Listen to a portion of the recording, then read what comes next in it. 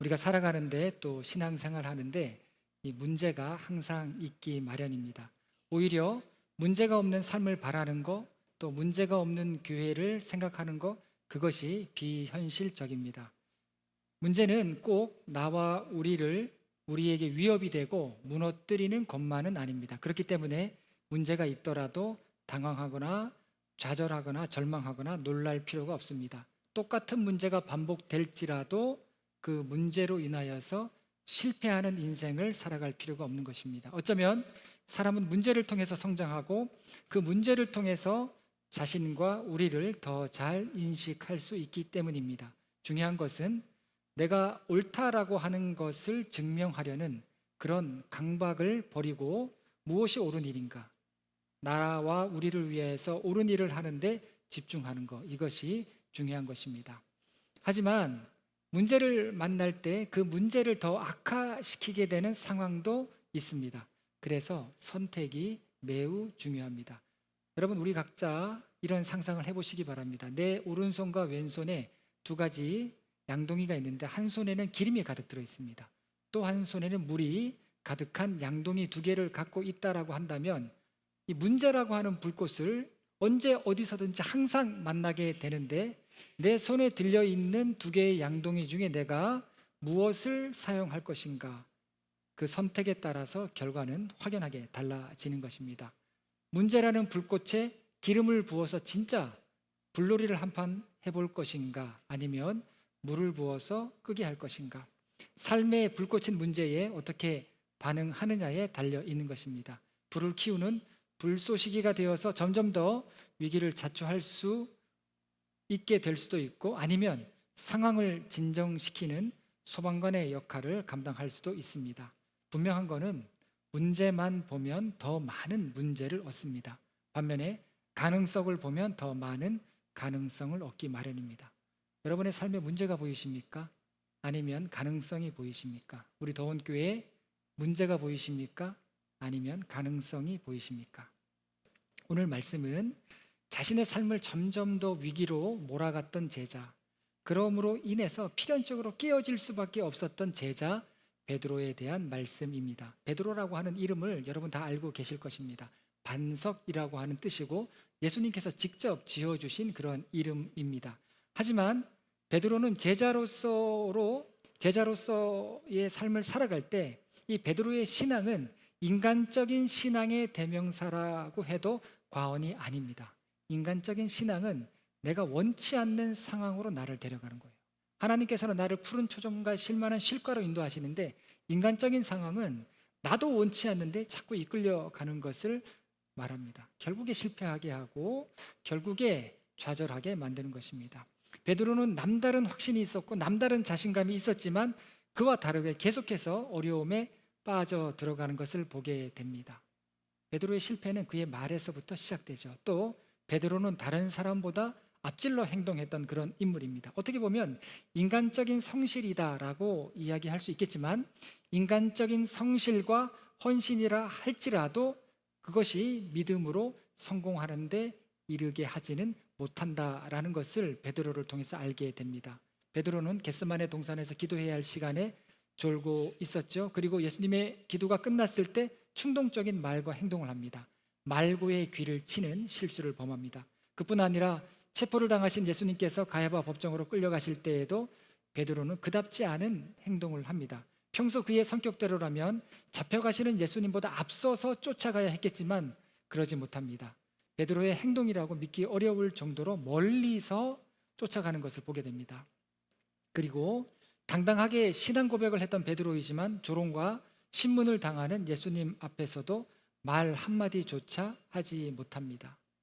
오늘 본문에서는 예수님께서 베드로에게 네가 나를 부인할 것이다 라는 말씀을 하십니다. 베드로는 나는 예수님이 어디로 가시든지 감옥에 갇히시든지 아니면 죽을 자리에 가시든지 나는 죽을 준비가, 예수님을 따라갈 준비가 되어 있습니다 라고 했던 베드로였지만 예수님의 말씀대로 가야바 집들에서 종들과 함께 불을 쬐고 앉아 있었던 베드로는 예수님을 부인하게 됩니다.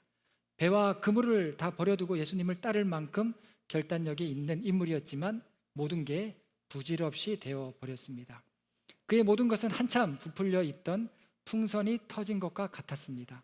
이렇듯 인간적인 신앙은 항상 스스로를 위태위태하게 만들어 버립니다. 여러분, 인간적인 신앙의 특징이 있습니다. 사소한 것에 무너집니다.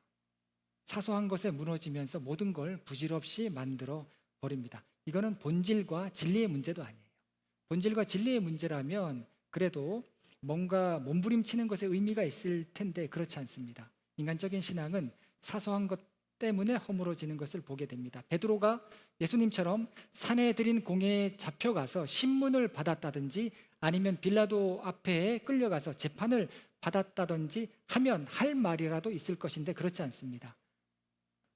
모르는, 얼굴도 모르는 여종의 말 한마디에 3년 동안 살아왔던 제자의 삶이 깨어져 버리게 되었던 것입니다. 누가복음 22장 56절을 보면 한 여종이 베드로의 불빛을 향하여 앉은 것을 보고 주목하여 이르되 이 사람도 그와 함께 있었느니라.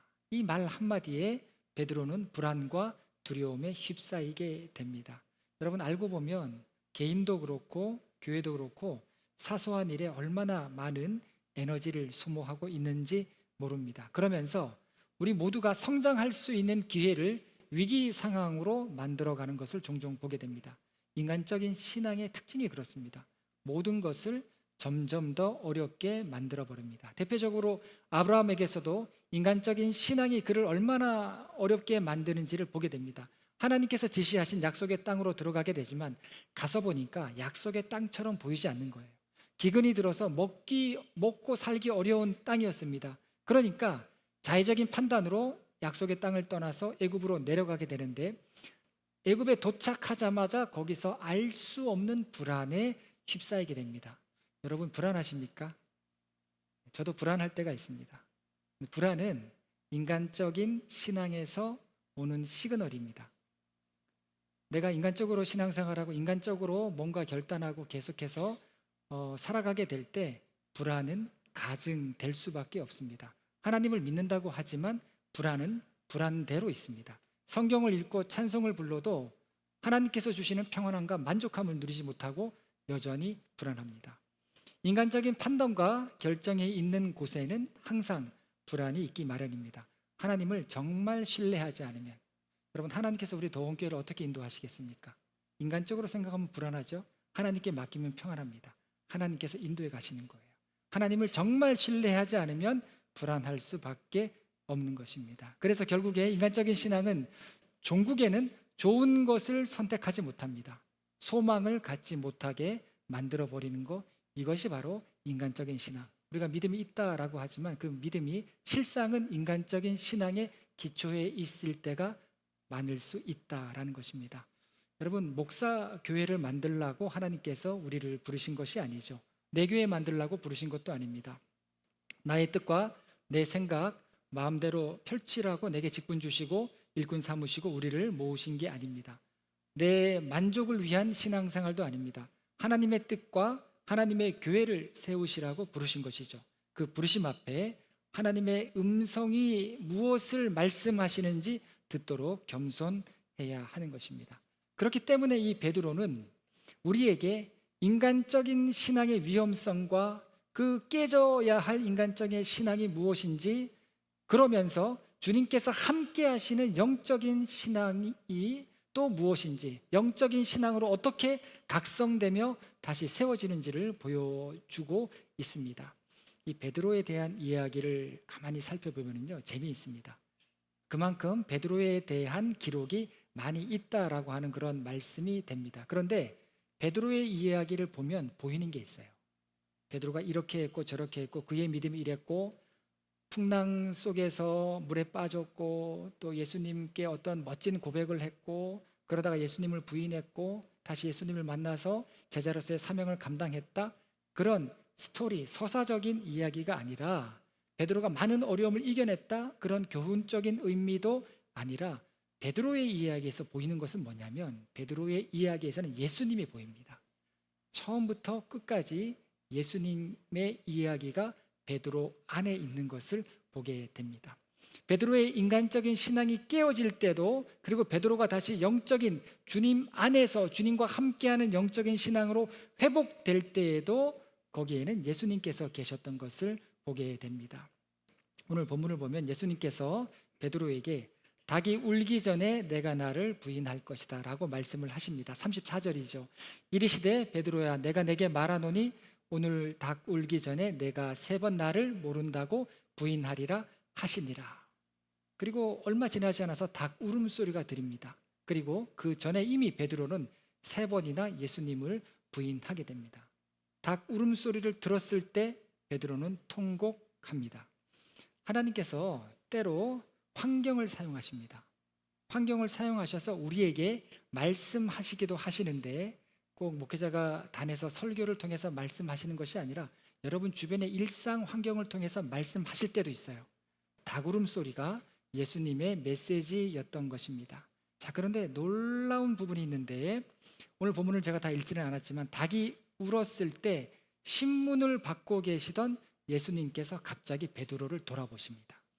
베드로를 돌아보셨을 때 베드로와 예수님의 시선이 만나게 되죠.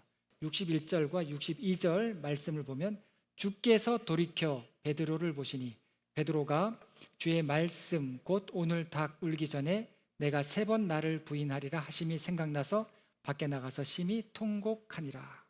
여러분, 닭 울음소리가 주님께서 사용하셨던 알람이었습니다. 인간적인 신앙의 종식을 알리는 알람이었습니다. 그와 함께 예수님과 베드로의 시선이 정말 그동안 수없이 눈빛을 주고 받았겠지만 정말 예수님의 눈빛을 바로 볼 수 있는, 그러나 직접적으로 쳐다볼 수 없는 그 예수님의 눈빛을 바라보는 놀라운 은혜의 시간이었던 것입니다. 여러분, 베드로가 왜 베드로입니까? 당당한 신앙 고백이 있어서 베드로였죠. 하지만 나락으로 떨어지는 깨어짐과 무너짐의 세계를 알고 있기에 베드로였습니다. 내 자신감만으로, 내 확신만으로 예수님을 따를 수 없다는 것 또한 깨닫게 되었던 베드로인 것입니다. 회개의 눈물, 통곡의 눈물도 알았기에 베드로였습니다. 여러분, 우리가 신앙생활하면서 자기 잘못 잘 모릅니다. 저도 제가 잘못한 거 잘 몰라요. 그래서 여러분들 목회자가 부족하더라도 기도 많이 해주셔야 됩니다. 저도 준비가 되어서 이렇게 이런 거 생각하고 목회를 하는 그런 준비된 사람이 아니라는 거 제가 너무나도 잘 알고 있습니다. 수년 전에 한 7, 8년 된 것 같습니다. 제가 관공고등학교 친구 부탁을 받고 여기 와서 학생들에게, 그때는 교실로 갔었죠. 목사님 한 30분 정도 오셔서 각 교실로 가서 말씀을 간단하게 전한 적이 있었는데 오면서 깜짝 놀랐습니다. 야, 어떻게 이런 데 학교가 있을까? 이렇게 높은데 학교가 있을까? 그런데 시간이 흘러서 제가 이 학교에 매주마다 오게 될 것이라고는 저는 생각도 못했습니다. 준비가 안 된 거예요. 그래서 하나님께서 이렇게 많은 시행착오를 저로 하여금 하게 하시는지 모르겠습니다. 여러분, 내가 잘못했다는 거 우리는 잘 몰라요. 그러나 베드로는 통곡합니다. 베드로는 회개해요. 그래서 베드로인 것입니다. 주님 앞에 내가 얼마나 못난 사람인지를 베드로는 알고 있었던 것입니다. 뿐만이 아니라 이것밖에 안 되지만, 나는 이것밖에 안 되는 사람이었지만 그런 나를 바라보시고 나를 일으키시는 주님이 나와 함께 하시는구나, 나와 함께 하실 때 내가 일어설 수 있구나 하는 것을 알고 있고 깨달았던 사람이 또한 베드로였던 것입니다. 그래서 베드로일 수 있었던 것이죠. 여러분, 우리 믿음의 이유가 있습니다. 여러분, 믿음의 이유가 무엇인지 생각해 보시기 바랍니다. 믿음의 이유는 예수 그리스도예요.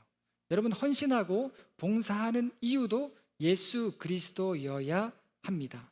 여러분, 사명이 있다라고 생각하실 때 사명도 여러분이 고집스럽게 주장하는 그 사명이 아니에요.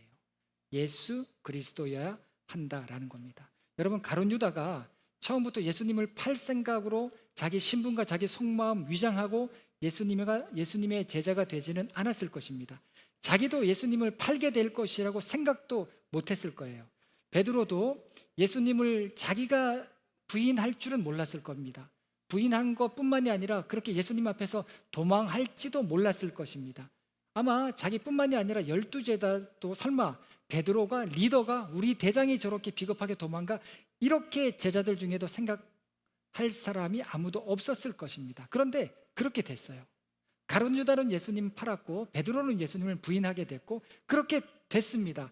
그렇게 되는 이유가 있어요. 오늘 본문에도 그 원인을 예수님께서 말씀하십니다. 31절을 보면 시몬아 시몬아 보라 사단이 너희를 밀가부르듯 하려고 요구하였으나, 여러분 사단이 우리를 벌거숭이로 만들고자 한다는 겁니다. 그동안 신앙으로 쌓아온 그런 어떤 영적인 중요한 가치와 모습들이 있는데 서로가 서로에게 부끄러움 당하게 한다는 겁니다. 서로가 서로를 정죄하면서 다투게 한다는 거예요. 예수님의 제자들이 어떻게 저럴 수 있냐 하는 그런 행동까지 하게 된다는 겁니다. 여러분 사단은 쉽게 그런 일을 하게 해요. 그런 일을 하는데 사단은 지치지 않습니다. 사람은 지쳐나가 떨어지지만 사단은 지치지 않아요. 그래서 예수님께서는 베드로를 위해서 기도하셨다라고 말씀을 하십니다. 그리고 회복해야 한다는 당부의 말씀까지도 하셨고 사명까지도, 형제를 굳게 하라는 그런 사명도 다시 일러주시는 것을 보게 됩니다. 32절이죠. 그러나 내가 너를 위하여 내 믿음이 떨어지지 않기를 기도하였노니 너는 돌이킨 후에 내 형제를 굳게 하라. 그런데 믿음이 떨어지는 일이 일어났던 겁니다. 여러분 우리를 엿보고 있는 어둠의 세력이 있다는 거, 이거를 항상 기억하셔야 됩니다. 우리 중보기도팀 매주 목요일 날 모이는 이유, 전도대 나가기 전에 항상 뜨겁게 기도하는 이유, 우리 성도들의 어려움이 있고 기도 제목이 있어서 기도하지만 제일 중요한 거는요, 어둠이 역사예요. 어둠의 세력이 있는 겁니다. 여러분 사단의 역사가 얼마나 치열한가. 여러분 삶에서 조금만이라도 신앙생활을 하시고 깨어있는 분들은 조금 아실 거예요. 얼마나 이 사단이 역사하는가. 여러분 내 신념 가운데 얼마나 이 사단이 역사해서 내가 정말 이 요동치고 있는가, 여러분 자신이 잘 아실 것입니다. 그래서 여러분 내가 옳고 당신이 틀렸다 그런 식의 해석 자체가 의미가 없는 게, 어둠의 세력은요 너와 나, 내가 옳은 일을 했을지언정 내가 잘못했을지언정 이거를 다 혼동하게 만들어 버립니다. 그래서 여러분 하루의 첫 시간 새벽 기도가 중요하죠. 정기적으로 금식하는 일들 중요합니다. 함께 신앙생활 하면서 함께 우리가 예배하고 함께 서로 신앙으로 격려해주고 함께 선한 일에 힘써야 되는 믿음의 공동적인 목적을 가져야 되는 이유, 그렇게 하지 않으면 여기서 버텨낼 사람 아무도 없어요. 목사이고 중직자이고 별로 중요하지 않습니다. 사단을 이겨낼 사람이 없다라는 거예요. 베드로조차도 시험과 유혹에 믿음으로 반응하지 못합니다. 넘어져요. 여러분 베드로 괜찮은 사람입니다. 베드로 대단한 사람이에요. 우리보다 한층 한 단계 높은 그런 영적인 실력을 갖고 있었던 사람입니다. 그러나 그조차도 넘어지게 됩니다. 결국에 예수님의 제자는 자기 결단과 자기 확신과 자기 열심, 나는 끝까지 이거를 하겠습니다. 아무리 그렇게 결단을 했다 할지라도, 그리고 그 결심이 대단하다 할지라도 예수님을 떠나서는 아무것도 될 수도 없고 아무것도 할 수 없다는 것을 이 베드로를 통해서 배우게 됩니다. 그래서 부활하신 예수님께서 베드로를 다시 만나 주시죠. 예수님은 베드로를 만나시면서 똑같은 질문을 3번 하십니다. 내가 나를 사랑하느냐, 이렇게 3번 물으셨고 그리고 나를 따르라 말씀을 하십니다.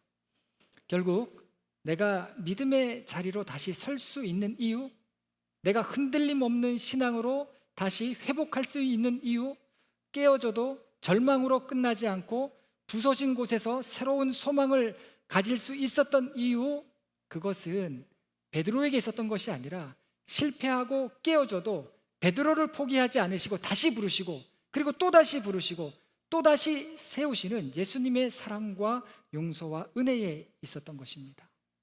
그래서 여러분 예수 그리스도 안에서 내 삶은 매일같이 다시 정의되어야 하고 내 결단, 내 모든 것들이 예수님 안에서 새롭게 매일같이 발견되어져야 하는 것입니다. 이것이 베드로가 우리에게 주는 영적인 신앙에 대한 귀중한 교훈입니다. 그리고 여러분 베드로를 생각할 때 베드로가 반석 아닙니까? 그런데 반석 같은 그의 아내가 있었다는 것도 우리가 기억해야 됩니다. 여러분 베드로가 믿음의 자리를 평생토록 지킬 수 있었던 이유, 그가 순교할 때까지 그런 믿음을 갖고 복음을 전할 수 있었던 이유, 보이지 않는 조력자가 있었죠. 바로 그의 아내였습니다. 베드로는 예수님의 제자로 부름을 받았을 때 이미 결혼을 했습니다. 아내가 있었습니다. 마태복음, 마가복음, 누가복음에서 동일하게 베드로가 그의 병든 장모를 모시고 있다라고 하는 것을 말씀하고 있습니다. 그런데 베드로 부모에 대한 언급은 나오지 않습니다. 아버지의 이름만 2번 나옵니다. 마태복음 16장 17절에서 요나의 아들 시몬. 그러니까 베드로의 아버지가 요나라는 거예요. 그리고 요한복음 1장 42절에 보면 요한의 아들로 나옵니다. 베드로의 아버지 이름이 요한이라는 거예요. 기록이 다릅니다. 베드로의 아버지의 이름은 요나 아니면 요한인데 기록의 차이를 보이고 있습니다. 이게 베드로 부모에 대해서 알 수 있는 전부입니다. 그래서 베드로의 부모가 아마 일찍 돌아가셨을 것이다. 이게 많은 학자들이 인정하고 있는 부분입니다. 왜냐하면 베드로가 갖고 있었던 배도 누가복음 5장 3절에 보면 베드로 자신의 배입니다. 시몬의 배로 나와요.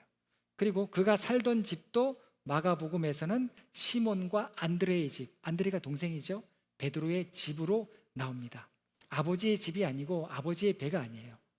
야고보와 요한은 그의 아버지 세베대가 언급되면서 세베대와 어머니 살로메가 같이 언급되면서 이 두 아들이 결혼하지 않고 아버지 그늘에 있었다는 것을 알게 해주는데, 그런데 베드로는 이들과는 완전히 다른 환경에 있었던 것입니다. 그랬는데 베드로가 모든 것을 버리고 예수님을 따랐다라고 했습니다.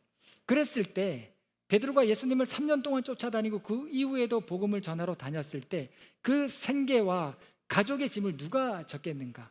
고스란히 아내가 다 질 수밖에 없는 그러한 상황이 되었던 겁니다. 이 베드로의 동생 요셉 안드레도 있었죠. 친정 어머니도 있었습니다. 이뿐만이 아니라 예수님께서 갈릴리에서 사역하실 때 갈릴리의 본부와 같은 그런 역할을 하는 지역이 있었는데 그 지역이 가버나움입니다. 가버나움에 베드로의 집이 있었어요. 그럼 그 집은 예수님께서 갈릴리를 수시로 왔다 갔다 하실 때 예수님과 제자들을 돌보는 데 분명히 사용되어졌을 것이고, 많은 사람들이 예수님 앞으로 나올 때 그 많은 사람들을 돌보는 중요한 전도 본부로서의 역할을 감당했을 거라고 생각할 수 있습니다. 여러분, 성경의 이야기는 빙산의 일각이에요. 여러분, 3년 동안 그리고 그 이후에 사도행전 이후에 수많은 일들이 있었는데 성경의 이야기는 압축하고 그래서 요한이 다 기록할 수 없다라고 이야기하지 않습니까? 내가 듣고 내가 알고 있는 거 다 기록할 수 없다. 안타까운 마음으로 그렇게 이야기하죠. 빙산의 일각이에요. 수많은 사람들이 예수 그리스도를 위하여서 헌신되었고 또 조력하였고 또 함께 신앙생활을 했다라고 하는 것을 알게 됩니다. 여러분, 베드로 이전에 베드로의 아내가 있었던 것입니다. 그리고 고린도전서 9장 5절을 보면 사도 바울이 베드로에 대해서 언급하는 말씀이 9장 5절에 나오는데 뭐라고 이야기하냐면 베드로와 그의 아내가 항상 선교와 전도 여행을 함께 다닌다라고 하는 그런 이야기를 언급하고 있습니다. 그러니까 베드로가 예수님께서 부활하신 이후에 변화를 받고 변화받은 이후에는 아내와 함께 항상 전도 여행을 다니면서 같이 사역했고, 베드로 곁에는 항상 기도하고 또 사랑으로 남편을 위해서 봉사하는 또 다른 반석 베드로의 아내가 있었다라는 겁니다.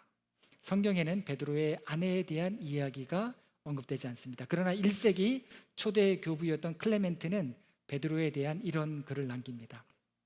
베드로는 자녀들이 있었고 아내를 데리고 다녔다. 성경과 일치하죠. 그래서 그들은 집에 있는 부녀들을 목회하기 위한 조력자로서 사역했다. 뭡니까? 여자와 아이들을 위해서 베드로의 아내가 헌신했다라는 겁니다. 그렇게 함으로 주님의 가르침이 회방받지 않고 여자들과 안방까지 들어가게 했다. 굉장히 놀라운 기록이죠. 그리고 베드로전서 3장을 보면 베드로가 아내들에게 주는 교훈이 있습니다. 그런데 분명히 이것은 자신의 아내를 통해서 얻은 교훈과 고백을 기록했을 것이다. 그렇게 여겨지는 말씀들입니다. 그 교훈 중에 이런 말씀이 나옵니다. 너희의 단장은 머리를 꾸미고 금을 차고 아름다운 옷을 입은 외모로 하지 말고 오직 마음에 숨은 사람을 온유하고 안정한 심령에 썩지 아니할 것으로 하라. 이는 하나님 앞에 값진 것이라. 외모를 치중해서 꾸미기보다 속 사람을 꾸미라. 어떻게 꾸미라고 했습니까? 온유하고 안정되게 평안한 속 사람을 꾸미라는 거예요. 이것이 하나님 앞에 가장 값진 것이다. 베드로가 아내들에게 그렇게 교훈하는 이 말씀이 바로 베드로의 아내가 어떠했을지 짐작케 하는 그런 말씀인 것입니다. 여러분, 이런 기록들을 볼 때 베드로 못지않게 쓰임을 받은 인물, 반석과 같은 베드로와 함께 사역을 했던 또 다른 반석이 바로 베드로의 아내인 것을 보게 됩니다. 클레멘트가 베드로가 순교할 때를 기록했습니다. 그런데 그의 아내도 같은 날 같은 장소에서, 이 베드로가 로마에서 순교하는데 베드로 순교 장소가 있습니다. 목을 쳤던 로마인이기 때문에 목을 쳤어요. 칼로 찌르는 거는 로마인에게 허용이 안 됐고요, 십자가에 다는 것도 로마인들에게는 허용이 안 됐고 칼로 목을 치게 됩니다. 그래서 그 바위가 아니라 이렇게 목을 치는 그런 돌이 있고 거기에 목을 올려놓으면 목을 치게 되는데 같은 날 같은 장소에서 순교를 당했다라고 클레멘트가 전합니다. 그런데 베드로는 순교할 장소에서 자기 아내를 위로하고 격려하면서 이렇게 마지막으로 외쳤다라고 합니다. 그대여 주님을 기억하십시오. 두 부부가 평생토록 예수님을 위해서 헌신하면서 살아왔습니다. 베드로는 때로 예수님을 부인하기도 했습니다. 그러나 함께 다시 주님의 은혜로 믿음의 자리로 돌아와서 아름다운 사역을 감당하다가 순교하게 되었을 때 베드로가 아내에게 주님을 기억합시다, 예수님을 모른다라고 부인했던 베드로의 마지막 당부였던 것입니다. 여러분, 오늘날도 베드로가 우리에게 똑같은 말을 당부할 것 같습니다. 그대여 주님을 기억하십시오. 여러분, 우리가 어떻게 신앙을 회복하고 또 믿음의 열심을 얻고 살아갈 수 있겠습니까? 주님께서 나를 회복해 하셔야 우리는 변화된 삶을 살아갈 수가 있는 것입니다. 또한 우연처럼 일어나는 일들이 우연이 아니라 하나님께서 우리에게 보내시는 영적 사인임을 알게 될 때 베드로가 닭울음 소리를 통해서 돌이킬 수 있었듯이 우리 또한 하나님께서 우리에게 끊임없이 보여주시고 또 들려주시는 하나님의 음성과 하나님의 사인으로 우리 또한 변화받게 될 줄로 믿습니다. 베드로와 베드로의 아내처럼 오늘날 예수님의 제자가 되어서 우리가 살아가는 이 자리에서 흔들림 없이 쓰임받는 저와 여러분이 되시기를 간절히 바랍니다. 기도하시겠습니다. 하나님, 인간적인 신앙에서 돌이키게 하시고 오늘 우리를 향한 뜻이 무엇인지, 또 하나님께서 오늘 우리가 무엇을 하며 믿음으로 살기를 원하시는지 깊이 깨닫는 저희가 되게 하여 주시옵소서. 내일부터 고난주간이 시작됩니다. 하나님, 일주일의 짧은 시간이지만 우리의 신앙을 돌아보고 행여라도 내가 예수님 앞에서 예수님을 부인하는 모습은 아니었는지 돌아보는 귀하고 복된 은혜의 시간 되게 하여 주시옵소서. 예수님의 이름으로 기도합니다. 아멘.